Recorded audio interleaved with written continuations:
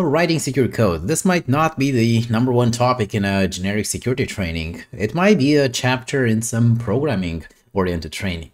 But as far as we are concerned, at least for the Security Plus exam, we need to understand, on a high level at least, a couple of the best programming practices out there, just to be on the lookout for specific vulnerabilities that we might encounter in the real life whenever we're evaluating our security solutions, whenever we're evaluating the software that we're using in our networks. So just to make sure that we know what should be done whenever you develop an application in order to make it as secure as possible while still maintaining usability. And I'm going to keep repeating this. Input validation. It all starts with input validation because that's where the input comes from and that's where all the attacks are coming from. If you've managed to completely solve the input validation problem, then we would have nothing to talk about in this training. So input validation is something that it's always going to be there on your checklist, starting with when you develop the application, when you deploy it in production, whenever you're performing maintenance operations on it. There's always going to be a security concern about what type of data your application receives and how to sanitize, how to validate that input in order to avoid any attempts at circumventing your security measures or at a data breach that might happen due to a unpatched vulnerability in your application. The first step here is, of course, to find all points of entry to your application. If the application receives commands over the network, if it receives traffic over the network, don't assume that it is always going to receive the very exact same type of protocol and that all the contents embedded in that protocol are going to be well formatted and nothing malicious is going to be found in there. If your application has a graphical user interface, think about that as well. Can it be exploited? Do you have any input fields that might be exploited for cross-site scripting, for SQL injection, and so on? So always think about all the points of entry where a potential attacker could send data to your application. Also, your application might rely on external services. You might be using maybe cloud storage. You might be using external authentication mechanisms. You might be connecting your application using a third-party API. Those are still points of entry. Even though you just designed those to communicate with specific entities over the internet, well, somebody else might discover those as well and might try to exploit those points of entries as well. As a rule, don't rely on client-side input validation. Don't rely on the client's browser. Don't rely on the client's client app to perform this validation for you, because the client is easily compromised and you have no control over it. An attacker could also replace that client with their own client, and of course they're going to circumvent all the validation checks that you might have implemented in your own default client. So it's actually a combination of those two that is supposed to happen in a well-formed environment and secure environment. You use client-side validation just to inform the user what is expected of a legitimate user to provide in a specific input field, but that's about it. You will always provide a server-side validation procedure to make sure that whatever you're receiving from the client is correct, doesn't include any malicious code in it, doesn't indicate a potential attempted compromise or a data breach. Downside of this is, of course, that you will have to perform a lot more computational effort on the server side. It's going to take a lot more CPU cycles. Your request processing is going to take longer. You might have to invest in higher-end hardware, or you might have to educate your users to become acquainted with a slower responding application. And check everything, starting from the length of the message that you're receiving to avoid any potential buffer overflows, to the type of the data you're receiving. Make sure you differentiate between text data and binary data. And if it's text, make sure it doesn't include any obfuscated characters in there, like using percent encoding. Check for file formats. Don't rely on file extensions. If you have a web application that allows the users to upload their resumes, and perhaps you even scan those resumes to automatically update an online profile, be very careful. Start with the size of the file, start with the magic number at the beginning of the file to identify what type of file it is. Don't just rely on the file extension, because you might end up trying to parse binary file, executable file that are going to exploit a vulnerability in your parser. And in general, as you can probably guess, this type of input validation is going to be performed in a whitelist approach. That is, you have to strictly define what is allowed. That's it. You're not going to try to deny, to identify every possible malicious combination that could possibly be sent to you. That's impossible. But you can specifically say, this is the entire character set that I will accept. This is the maximum length of the message that I will accept. This is the only 2 file formats that I will accept for you to send me. And that's a whitelist approach, right? You're just specifying what is allowed, and if it's not allowed, it's implicitly denied and rejected. And input validation can start from validating the actual URLs that your clients are sending to your web application.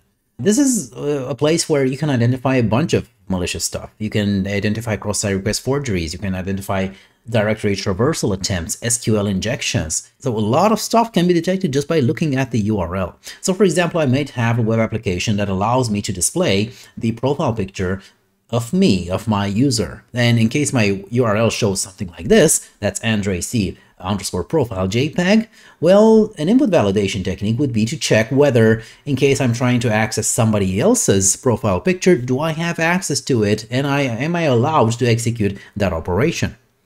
Even more, am I allowed to take a stroll around the file system and try to explore whatever other files I might find in there? That's directory traversal. This is something that can be identified from within the HTTP request itself. So within the URL, be careful about this one as well.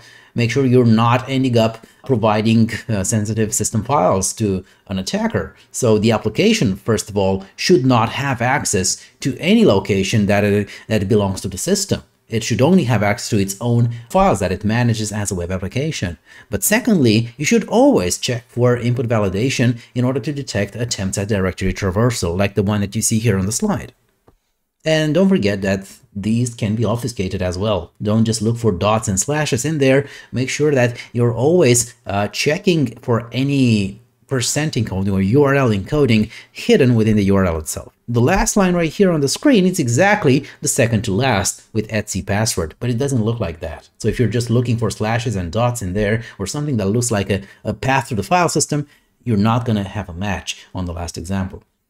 There's also the concept of output encoding, that is sanitizing the data whenever it is displayed or rendered on some other user's browser, especially for web applications. Now, this doesn't exactly exclude the ability for performing input sanitization. That's something that you should always do. But just in case that something has bypassed your input validation methods, that some piece of code has reached your database and is about to be displayed as a cross-site scripting attempt in your browser, output encoding means displaying only safe data. So re-encoding the output, especially that output that looks like a script, or that output that might include binary data, or that might include executable code, try to display it in a completely benign way, right? Display it in a way so that the browser is not going to attempt to execute it. Or even better, remove it altogether. So perform some sort of an output sanitization. If you see something that is about to be rendered by the web server and presented to the web browser that looks like executable code in a place where no executable code should be located, simply strip that piece of code from the resulting web page and you're done with it. If you're running web applications, you're probably using cookies for session persistence, and cookies are notoriously known for being a target for many attacks, especially related to session hijacking. So we have a couple of methods for protecting those cookies as well, starting with the secure property. If you set a secure property on a cookie, then that cookie is only going to be sent and processed over HTTPS, not over clear text HTTP connections. HTTP only can also be set in order to make sure that the cookie is inaccessible from any locally executable script. So JavaScript is not going to have access to the contents of the cookie. So in case some malicious JavaScript code gets executed, it's not going to be able to extract data from that cookie. It's still usable whenever it needs to be sent back and forth with a legitimate web server.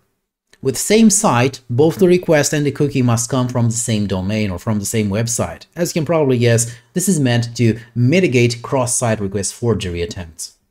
Also, don't forget about expiration. Cookies have to expire, need to be refreshed from time to time, just to try to minimize the risk of exposure. Also, some of them can be persistent, some of them might be non-persistent. If possible, and it doesn't frustrate your users too much, try to request a new authentication from a user every time the user logs in. Don't store that cookie indefinitely on the user's machine because it runs the risk of being discovered and compromised. With error and memory management, well, you probably already know this stuff, right? Don't provide too much information in your error messages because all you're doing is just helping the attacker, basically, right? So don't provide it in production applications. Enable debugging only in test environments, but not in production environments. Also, as far as memory management goes, and strictly connected to input validation and the risk of running outside of the boundaries of a buffer, forming a buffer overflow, check your buffer sizes for inputs and outputs. So make sure that whenever you're using a buffer to store some data that's coming in from a user, or that's coming in from a piece of data that was processed by the system after it was received from the user, make sure that the buffer can hold enough data. On the server side, if you're receiving too much input, don't just wait for it to come in. It might be in the gigabytes, right? If it's not properly checked. So don't allow that input, even if you're about to just drop it, don't allow it to come in entirely and eat up all your server resources. Simply truncate that input, cut the connection, right? Remove any excess characters or data that's coming in from your clients, as long as you know for sure that there's no reason for a user to send that much data to you. Also, don't forget about memory leaks. This is part of the software development process. Don't forget to free your memory because memory is not unlimited. And if you forget to free it, it's going to slowly eat up until it exhausts the entire set of resources on a machine. So even though some programming languages do have a garbage collector built into them, which theoretically at least should avoid the necessity for manually freeing your memory, it's much better as a programming practice and also as a security practice to free the memory that you're not using the moment you stop using that area of the memory. Keeping useless stuff in memory, just waiting for the garbage collector to come in, is also an invitation for a potential attacker to read that data in case your application is compromised. And as I said before in a previous video, there are safe and there are unsafe functions in many programming languages. Some string copy functions, for example, the basic strcpy function in C programming language doesn't perform any boundary checking. So it's considered to be insecure simply because once it starts reading from an input buffer, it's not going to stop at the end of the output buffer. It's going to keep writing and keep writing and keep writing and overwriting anything that happens to occur after the end of that buffer, including function return addresses in memory stacks. Now, on the other hand, we do have libraries with safe functions, which make it mandatory for the programmer to ensure that there are some boundaries to the operation that is performed. Other principles regarding secure coding. First of all, careful when you're reusing somebody else's code. If it's code downloaded from the internet, if it's from Stack Overflow, if it's from GitHub, what you're basically doing is exposing yourself to the potential risk of running and importing malware code into your main project. Now, it's not always going to happen, of course, but it can happen, and it's not just about importing malware code. It might also be about adding unknown vulnerabilities to your code. If you don't properly evaluate, if you don't properly check the code that you are about to be reusing, maybe the libraries that you're planning on importing, if you don't check them for consistency, for security, and for any updates that might have been released in the meantime, you're opening up yourself in your application to even more vulnerabilities. Careful with SDKs as well, because SDKs by definition are going to help you develop your software solutions. But in many cases, SDKs are being used by programmers as code skeletons, because most of them provide you with some basic data structures, some basic code that the programmer then starts building on top of that. Well, problem is that those code skeletons are really insecure. So sometimes even those basic flaws in those code skeletons end up in the final product because nobody bothered to actually fix that simple piece of code that came in as a demo, perhaps, with the vendor's SDK. Stored procedures, especially with database calls, are extremely useful in mitigating SQL injection attacks. So instead of just grabbing the data from the user and adding that data in the middle of an SQL statement, potentially breaking it or enhancing it, right, from a hacker's perspective, a stored procedure is already stored on the server. and any input that you're providing basically becomes a parameter for that stored procedure. This way, a potential attacker has no way of altering the structure of that procedure or of that query, thus enabling you to perform safe queries regardless of what type of input your users are providing. Yes, this means that the app developer has to create stored procedures for every possible query that could be sent to that database. But as long as they know their application, this is also some sort of a whitelist approach, right? You're protecting yourself against any other misuse of those queries by storing and assigning only the correct procedures to be called whenever the front end needs to call the database. There are tools out there that can automatically review your code, your source code, in order to detect problematic areas of code, such as code that is unreachable, code that never gets executed.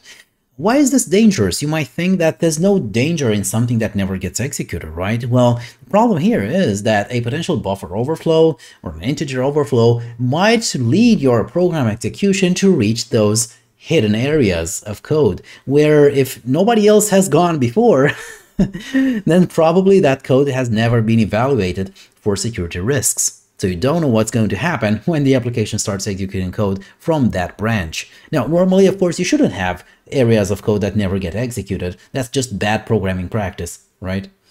And careful about code obfuscation, especially when analyzing malware or whenever you're hunting for malware.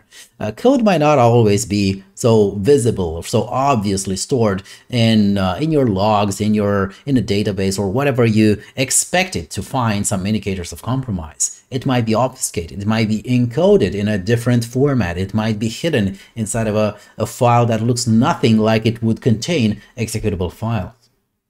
Speaking about reviewing code, there are two methods of actually looking at code when evaluating your applications and looking for potential vulnerabilities. First, we have static code analysis. We just look at the code, but the code doesn't get compiled. So you can do this manually with your human eyes. Of course, you can just review it or just give it to somebody else, give it to your colleague or peer and ask, hey, look at my code here. Do you find any problems with it? That's also some sort of static code analysis. Or you could use some dedicated tools that perform these automatic checks automatically. Well, obviously. Second method is dynamic code analysis. This one relies on the compiled code. So we're not exactly analyzing the code itself, but the resulting application that is born from compiling that code. It's about monitoring the behavior of that code, see what resources the application tries to access, what files on the disk it opens, what processes it tries to launch, and so on. Normally, this should match an expected behavior, so you should know what the application is about to do and check whether it actually does what's expected of it. But we can also perform dynamic code analysis for other purposes as well. For example, let's see how the application behaves when we start throwing input at it. Either a lot of input, and that's called stress testing. Let's see how it behaves in case a denial of service attack happens. And if you're wondering, well, what could happen? At some point it's going to crash, right? Yes, it's probably going to crash at some point, and it's expected for every application to crash given a sufficient amount of denial of service traffic. But what exactly happens when the application crashes? Does it start spitting out a lot of error messages, providing all details about its inner workings? Does it fail into an open state where perhaps the authentication system, if it was under denial of service, has now crashed and can be easily bypassed? Those are things that you should take into consideration. And fuzzing is, well, what happens when we start throwing weird input at our application? So this input field right here expects me to provide a name. What happens if I provide a number? What happens if I provide an unprintable character? What happens if I provide an obfuscated script? What happens if I provide a gigabyte of input? Stuff like that. That's fuzzing. Also part of dynamic code analysis comes the actual testing of the application. Test the interface. Test any method by which the application can receive input from your users. Test the supported protocols. Also test what happens when the application receives a message in a malformed protocol. Well, not everybody's going to play by your rules, right? You might expect a valid HTTP request come in, but what if a malformed HTTP request comes in? Is it going to crash your application? What's going to happen? Also check for file formats. Make sure your application can easily and safely identify files and avoid trying to execute or open those files that can be deemed unsafe. A special mention here would be worth making for securing scripting environments. As you know, a script is just a block of code that is used to perform a specific task in an automated manner. Now, we have many scripting languages out there. We have CMD scripting, have PowerShell, Python, Ruby, JavaScript. We can script in pretty much any language out there because any language allows us to execute a sequence of statements in order to automate a sequence of tasks. Now, these scripts are great for automation, and they're also great for security reviews as well, because of course, since they are pure code, they can include malicious code as well. So be very careful whenever you're downloading these ready-made scripts from the internet. Make sure you review them. Now, the good side, the upside of this is the fact that scripts are always going to be open. So you are always going to be able to analyze the code within a script, because more often than not, it's going to be in pure clear text. So you can see any security flaws, you can see if it tries to do something nasty. It's much easier to analyze than a compiled program.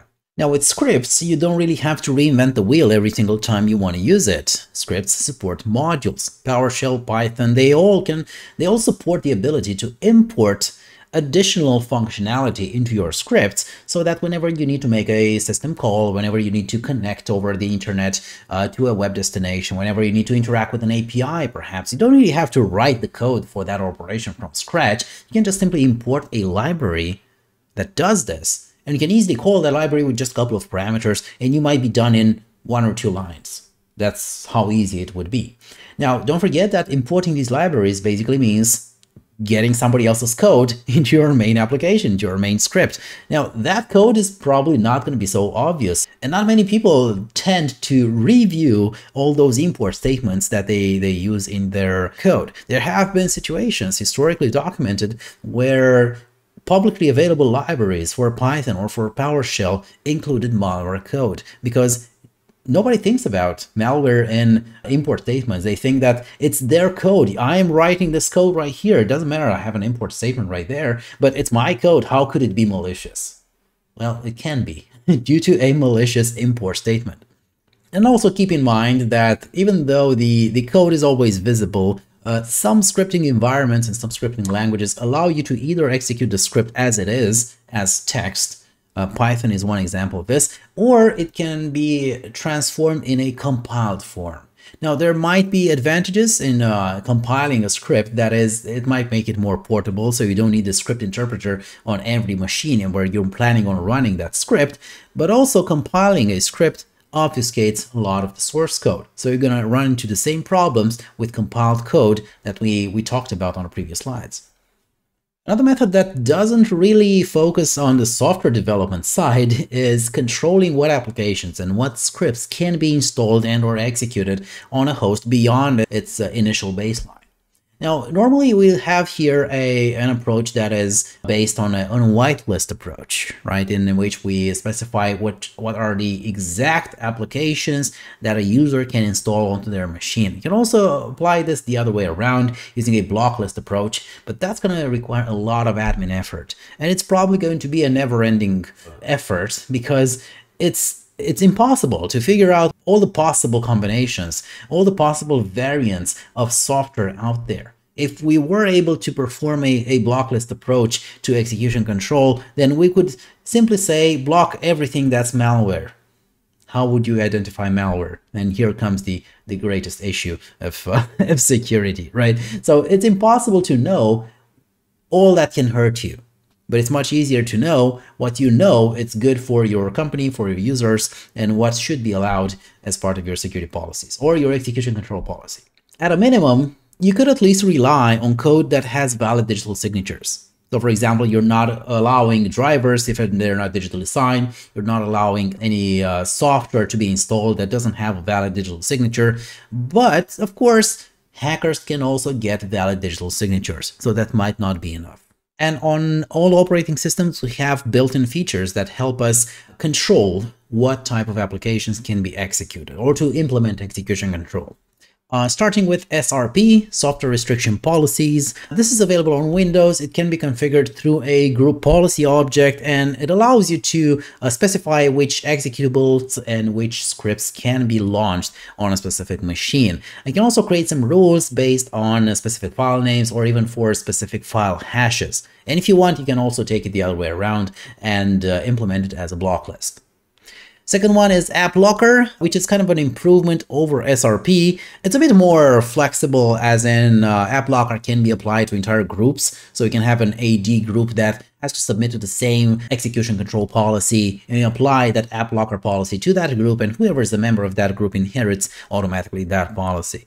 Finally, on Windows, we have WDAC, Windows Defender Application Control. This is a higher level, system level type of policy, which cannot be circumvented even by admins, even by administrators. The last two examples here on the slide, SE Linux and AppArmor, as you can probably guess, these are implementations of a model called Mandatory Access Control on Linux environments. Now, about identifying malicious code in scripts. This is a bit of a challenge because, checking for input validation whenever you're receiving input on a web app, or checking for executable code on a web page, that's much easier because you know where that executable code should be found or where it shouldn't be found. Well, with scripts, you expect the entire script to be made of executable code. So how can you exactly identify which part of that code has a potential malicious effect? That's the difficulty in finding malicious code in already executable code. And unfortunately, this malicious code is more often than not found after it has managed to actually execute. So you're going to find it in logs, you're going to find it as an alert generated by some security suite or security solution that is installed on the workstation, on the endpoint. So unfortunately, you're probably not going to catch it before it executes. But here are the things that you should be on the lookout for. First off, we have the shellcode. The shellcode can mean pretty much anything, but in many cases, it's just a small piece of code that is designed to launch a shell on that machine. And the only thing it does, because it's a very, very small piece of code, is to initiate a connection either to a command and control workstation over the internet, either to download some additional executable malware code. Now, the shellcode in itself usually does some very simple things because it's a very small piece of code, so that it can be easily hidden inside metadata, in files, in macros, in URLs perhaps even. So you can have an entire piece of shellcode that connects over the internet and downloads an additional piece of malware hidden and percent encoding right within a URL that's being clicked by a careless user. So the purpose of the shellcode is to create some sort of a backdoor or establish an initial foothold for the rest of the attack. Another indicator for malicious code would be an attempt for that script, or for that whatever code it might be, to access restricted areas on the disk, such as credential caches or credentials database or the SAM database in case of Windows systems. Detection of backdoors is also a good indicator. Again, only after they happened, you get a chance to identify those. You're going to have to look for open ports. You're going to have to look for new network connections generated by scripts or by executable files that should have no business interacting with the network, perhaps. For PowerShell scripts, a couple of indicators that might warrant some investigation are those commandlets, or PowerShell commands actually, that can launch additional processes. So some of them here, like invoke expression, invoke command, create thread, start process, download something, new service, all of these suggest that the code is attempting to execute more than it should. Also, PowerShell has an implicit execution policy set. That is, by default, is not going to allow running unsigned code. If you detect any changes to the execution policy itself, so at some point somebody disables the execution policy altogether, maybe by a script, that's also a potential indicator of compromise. System calls, low-level system calls, these are probably not something that you should be seeing on a regular script, depending on the script, of course, but the system calls can be detected easily because they interact with low-level functions of the operating system. They might be an indicator of a malware trying to alter a running process. They might be trying to attach an external DLL or to load another library into a running process that might contain malicious code. With other scripting environments, especially those specific to Linux, especially Bash, be on the lookout. Be on the lookout for any instructions that attempt to download additional tools, such as calls to the wget utility or to the curl utility, which can be used to connect to other remote destinations over the internet and potentially download some more code or download external files onto your machine. Be on the lookout for changes into crontab. That's kind of a task scheduler in Linux. Many times a malware is going to install itself just in the cron tab or in the task scheduler, so it's not going to run immediately, but it's going to run at a specific point or event following sometime in the future. Be on the lookout for sudo execution, that is privileged execution, which, if the script is not designed to perform, is most likely going to indicate an attempt at privilege escalation. Also, make sure that you're monitoring the changes into any utilities that you might be using to secure your workstation, such as the iptables utility, which is the built-in firewall service inside Linux. If you find the firewall suddenly being modified to allow more traffic or to allow external connections, God forbid, into your local machine, that might be an indicator of compromise as well. And don't forget about macros. Now, there used to be a time when the #1 threat with Office files, documents, and spreadsheets and PowerPoints used to be a macro, hidden macro inside of that file. Normally, macros were invented to allow people to automate their tasks by using the graphical user interface. But those tasks end up as code, often as Visual Basic code in the actual spreadsheet or document application, and it's stored along with the rest of the document. Now, that code is going to be executed every time somebody launches that file, and of course, you are allowed to manually change those steps in that code that was recorded along with the file, which means that a potential attacker could implement a malicious piece of code inside of that macro. Another pretty funny named exploitation attempt is called Man in the Browser, in which an attacker attempts to compromise the client's browser. Now, a browser is the gateway to whatever else is out there online and all the resources that the user can access. So a compromised browser can mean that the attacker gains access to any stored credentials. It can gain access to session data to impersonate that user and start changing, posting on behalf of that user, changing their passwords, and so on. So a man in the browser attack can be extremely dangerous, especially since many browser exploitation frameworks are designed so that they run completely hidden, so they can easily extract the necessary information without alerting the user. They can also act as a keylogger, for example. Whenever you're typing something in a website, you're writing your emails, you're logging into different websites, those keystrokes are going to be logged and then sent back to the attacker because they are intercepted by the browser, and the attacker intercepts the browser's behavior. Now, the story of software development has recently been enhanced with everything that is revolving nowadays around DevOps. DevOps is a movement, it's a trend in which we promote the collaboration, and we actually encourage them to play nice, right? We encourage the developers and the operations people to play nice. So traditionally we had the developers, the people who were writing the code and had no idea on which platform the code is about to run. They didn't care if it was running on premises or in the cloud or somewhere in between. And we had operations people that took care of the infrastructure, and they didn't really care what type of code or what applications are supposed to be run on the infrastructure that they're administering.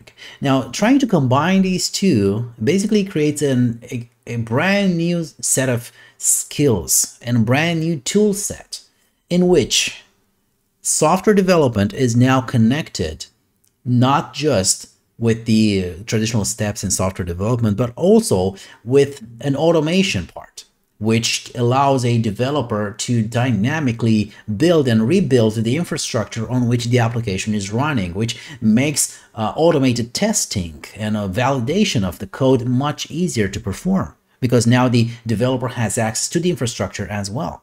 Now, it doesn't really force the developer to know how to administer, Windows servers and Linux servers. We could do this in a completely automated manner.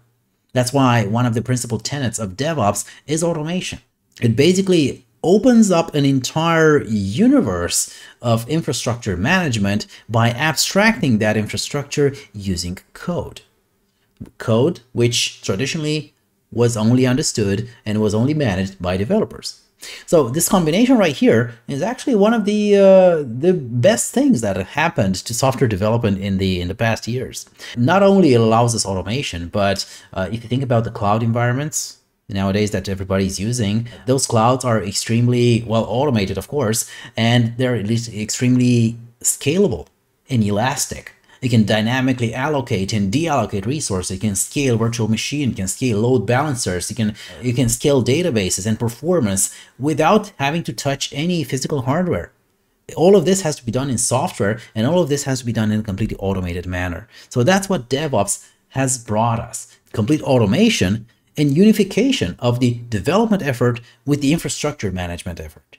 And yes, we did see some things in the software development life cycles as well. You probably heard about Agile or Waterfall. You probably know that with Waterfall, we have some sort of a strict timeline and a strict development process. We start by designing the application, implementing it, testing it, presenting it to the user, and releasing it. And that's it. We have a monolith of that development process. While in Agile, well, we start making small changes, and we easily and quickly implement those changes just to see the end result and to have a minimum viable product.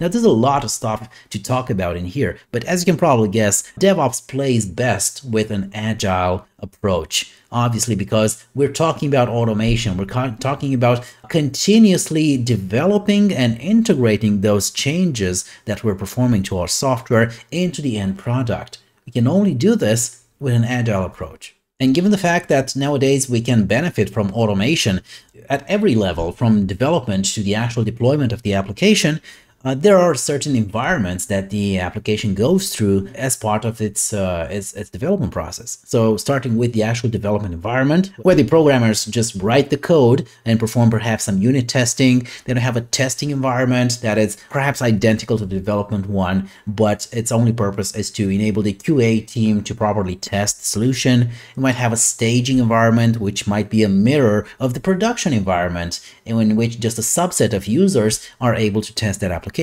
And of course, we have the production environment, which actually exposes the application to its end users. Now, creation of these environments can be done seamlessly now due to the existence of automated environments and virtualized environments. You can also create them automatically either in your own infrastructure based on virtual machines or containers, or you can leverage some cloud services. The same level of automation is available to you regardless of where you choose to run your applications. So as part of automating deployments, we're going to find a couple of stages in here, starting with provisioning. Now, provisioning is just a process of deploying the final application to its intended environment, such as your user desktops or any cloud environment where the application is supposed to be running. It could also assume that the application needs to be prepackaged as a container image or as a virtual appliance. Perhaps it needs to be packaged along with the operating system that it's supposed to be running on, so that when you're shipping it to the end customer, all they need to do is just import that file as a virtual machine, and in a matter of minutes, they're going to have an operating system and a functional app up and running. You can guess what deprovisioning means, right? It's the reverse process. Be careful, because deprovisioning sometimes can leave some traces behind.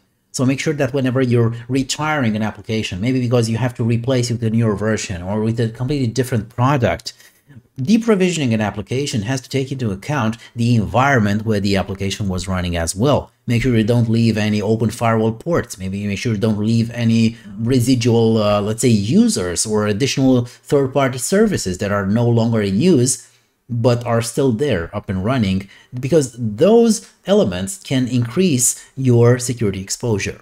And version control or source control is a concept that has been applied to software development for a very long time already. As you probably know, all software out there has a specific version, so that we know how to differentiate one release from another. But what actually happens during the software development process is that the source code that your developers are writing, that also is versioned as well. So whenever a programmer makes a new change in a piece of code and pushes that piece of code into the code repository, well, the new instance of the entire application code receives a new version and the old one is archived. This is great for a software development process because it allows you to roll back to a known version, to a previous version, in case a new change breaks something or makes the application unusable. Now, coming back here for just a second to this comparison between agile and waterfall software development methodologies. As you know, the waterfall model assumes that you have to fully complete every stage and every task in this monolithic description of what ends up to be the final software product that you're developing. While with Agile, we focus on building small iterations, small pieces of code, and immediately integrating those pieces of code into the end functional product. That's why we consider this Agile approach to be a more continuous approach, which translates first into something called continuous integration. This is an approach in which it is assumed that developers will try to build smaller chunks of code and immediately integrate them into the end product. This has at least two advantages. First of all, it allows us to catch any defects or any bugs early on without having to work for a couple of weeks onto a feature just to figure out at the end that the feature doesn't do what it was expected to do. And secondly, it also avoids situations where multiple people are working on the same feature and their code clashes when they try to merge it. So as soon as we can merge every single and minor change to our code into the end product, we can see the result of that operation. That's continuous integration. And while continuous integration refers to the code that is being written in the development environment, well, continuous delivery means taking that code and then automatically building all the infrastructure that is supposed to run that code. It might be in a test environment, it might be a user acceptance testing environment, but it's something that takes care of everything that's pertaining to storage, networking, cloud services, external APIs, or everything that the application requires to run, so that at any point in time, whoever wants to see the current stage of the development can actually use that application in a valid environment. So that's continuous delivery.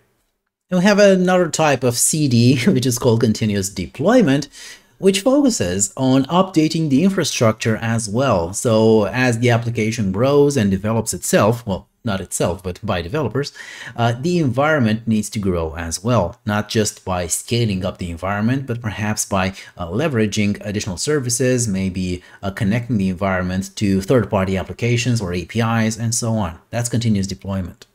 Continuous monitoring, as the name says, it's a way to monitor the well-being of the application from an availability perspective. So for example, making sure that the application is up and running, especially if you have a cluster of applications always running, make sure you're monitoring the primary member and that secondary members can kick in whenever the primary has a problem, or for security reasons. This is where we run into the traditional environment of intrusion prevention or intrusion detection. It's not just about monitoring the application to see if it's behaving correctly, but it's also about monitoring the application to see whether it has become the victim of a potential data breach. And finally, we have continuous validation, which is kind of combined with verification, and we're going to talk about that in a second. But this is some sort of a feedback loop that ensures that the functionality of the application and the design goals established before the application was even developed are still there and are still reachable and have been attained by the end product. Formally, I don't know if this is going to clear things up for you, but here it goes. Verification is a process for making sure that the application still meets the initial design goals, while validation is a check performed whether the application still meets the user's expectations. Alright everyone, not a very difficult chapter here. I hope you enjoyed it at least as much as I enjoyed building it. So, hope to see you next time on the next video. In the meantime, like, subscribe, share a comment if you wish, and see you next time. Bye bye.